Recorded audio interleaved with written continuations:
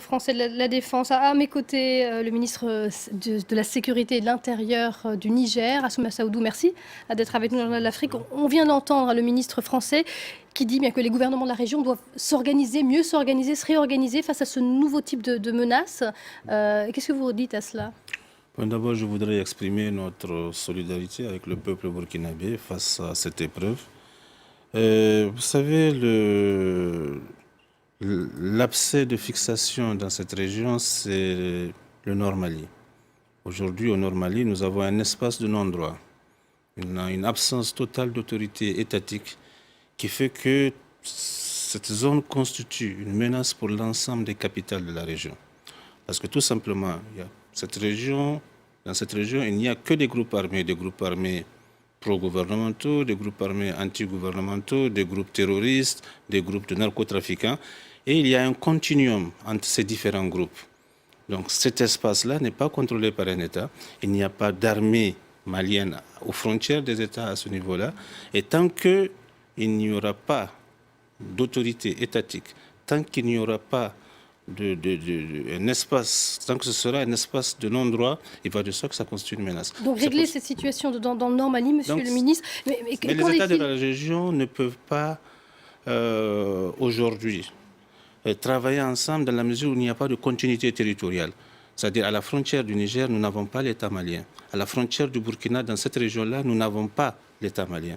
Donc il y a une rupture de continuité qui permettrait une coopération entre les services et les forces armées. C'est pour ça qu'il y a urgence à régler la question du Nord Mali, à avoir une autorité étatique, à accélérer le processus de paix pour que les forces de défense et de sécurité maliennes occupent cette zone et occupent ces frontières-là. C'est ça la première condition. Donc régler cette question du Nord Mali. Mais qu'en est-il du Niger? On a vu dans ce cas de Ouagadougou que plusieurs personnes ont été interpellées, des Nigériens, dont un candidat à la présidentielle.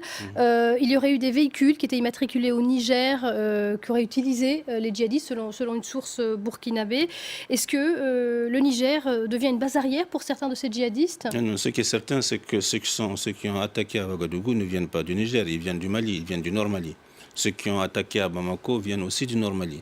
Donc cela est très clair, il n'y a pas de doute là-dessus. Ce n'est pas. Mais en ce qui concerne ces véhicules immatriculés au Niger et les Nigériens qui ont été interpellés à un moment et qui sont libérés, nous faisons confiance à la justice burkinabé. Elle mène cette enquête de manière professionnelle. Et nous avons confiance au professionnalisme des autorités burkinabées qui font leur enquête dans les règles de l'art.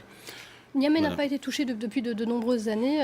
Est-ce que vous craignez que ça arrive aussi dans des hôtels, dans des lieux fréquentés notamment par les étrangers? Niamey n'a pas été touché parce que le président Issoufou a pris des engagements en matière de sécurité qu'il a tenus.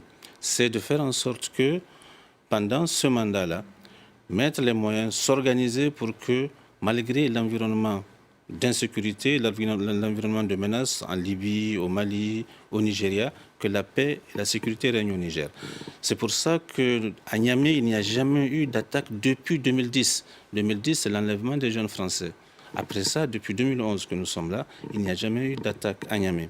Depuis 2012, c'est-à-dire après les attentats d'Agadez et d'Arlit, dans les cas militaires, il n'y a pas eu d'attentat. Cela ne veut pas dire qu'il n'y en aura pas. Cela ne veut pas dire que le risque zéro n'existe pas. Mais nous avons pris des dispositions. Nous avons mis en place au niveau de la sécurité intérieure ce que nous appelons les patrouilles mixtes qui densifient avec un maillage beaucoup plus dense qui permet d'avoir une sécurité très proche des populations. Un maillage d'un véhicule armé par véhicule, ce que nous appelons les patrouilles mixtes qui circulent 24 heures sur 24 sur l'ensemble du territoire.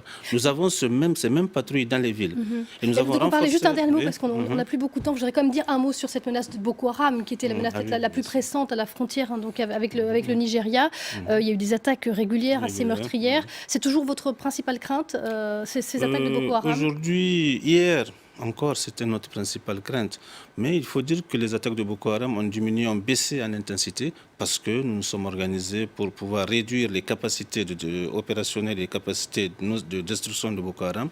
D'armée régulière, Boko Haram est aujourd'hui réduite à avoir quelques groupes qui viennent faire des assassinats par-ci, par-là. Mais nous pensons que la menace aujourd'hui qui nous inquiète le plus, c'est vraiment cette menace qui vient du Nord Mali et qui est alimentée par la Libye. Cette menace du Nord Mali. Merci beaucoup, Monsieur le Ministre, d'être venu sur ce plateau. Merci à vous de nous avoir suivis. Restez sur France 24. L'info continue tout de suite.